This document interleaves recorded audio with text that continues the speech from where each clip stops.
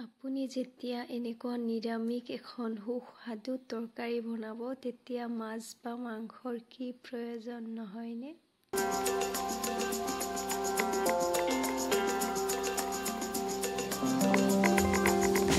আজি আপোনালোকৰ কাৰণে লৈ আনিছোঁ কঁঠালৰ মুচিৰ এখন সুস্বাদু তৰকাৰী। আমি সকলোৱে কঁঠালৰ মুচি খাই বিৰাট ভাল পাওঁ নহয়নে? বাৰু কোনে কোনে ভাল পায় কমেণ্ট এটা কৰি জনাবচোন। বলক তেনেহ'লে কেনেকৈ বনালোঁ চাই লওঁ। এয়া মই ফাৰ্ষ্টত কঁঠালৰ মুচিখিনি কাটি লৈছোঁ আৰু লগতে আলু এটা কাটি ল'লোঁ। এইখিনি মই প্ৰেছাৰ কুকাৰ এটাত দি তাতে পানী দি দিম।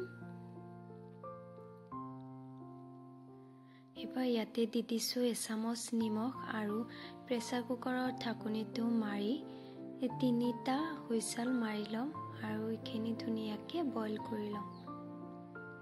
এয়া দেখাই দিছোঁ বইল হৈছে নে নাই। এয়া চাওক ধুনীয়াকৈ বইল হৈ গৈছে। এবাৰ এইখিনি পানীখিনি হেকি ছাইডত ৰাখি দিম।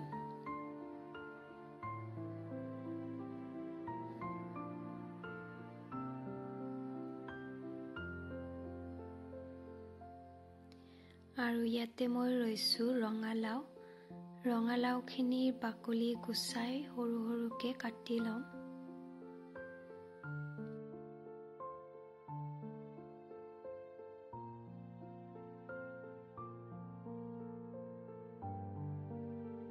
লগতে কাটি লৈছোঁ ডাঙৰ চাইজৰ পিঁয়াজ এটা।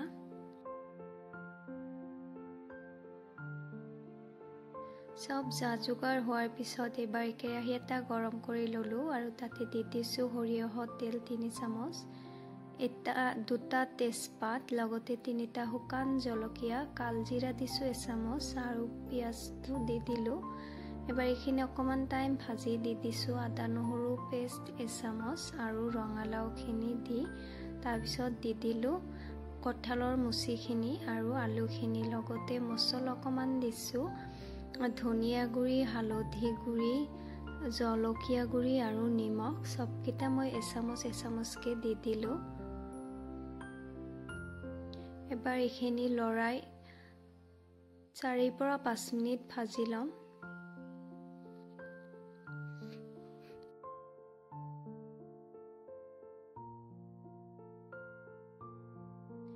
পাঁচ মিনিট ভজাৰ পিছত ইয়াতে পানী দি দিছোঁ।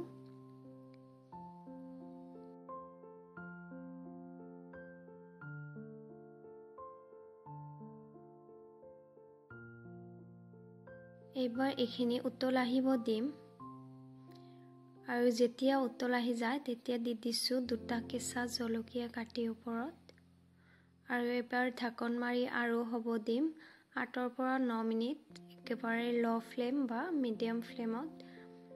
এয়া আমাৰ কঁঠালৰ মুচিৰ তৰকাৰীখন ৰেডি হৈ গৈছে আৰু লাষ্টত অকণমান দি দিলোঁ ইয়াতে গৰম মছলা। গৰম মছলাটো দিলে গোন্ধটো বহুত ভাল আহে। এতিয়া ঢাকন মাৰি আৰু হ'ব দিম 2 মিনিটমান আৰু 2 মিনিট পিছতে এয়া ৰেডি হৈ গ'ল। এনেকৈ বনাই খাইনে বাৰু? মই মছলাটো বেছিকৈ দিছোঁ। মই মছলা খাই বহুত ভাল পাওঁ আৰু কঁঠালৰ মুচিৰ তৰকাৰীত মছলাটো দিলে একদম কিবা বেলেগ এটা টেষ্ট লাগে। গতিকে এনেকৈ বনাই খাবচোন মছলাযুক্ত। গতিকে যদি ৰেচিপিটো ভাল পাই থাকে লাইক শ্বেয়াৰ কমেণ্ট কৰিবলৈ নেপাহৰিব। পুনৰবাৰ লগ পাম আৰু এটা নতুন ভিডিঅ' লৈ। বাৰু ক'ৰ পৰা মোৰ ভিডিঅ'বিলাক চাই আছে কমেণ্ট এটা কৰি জনাবচোন। বাই।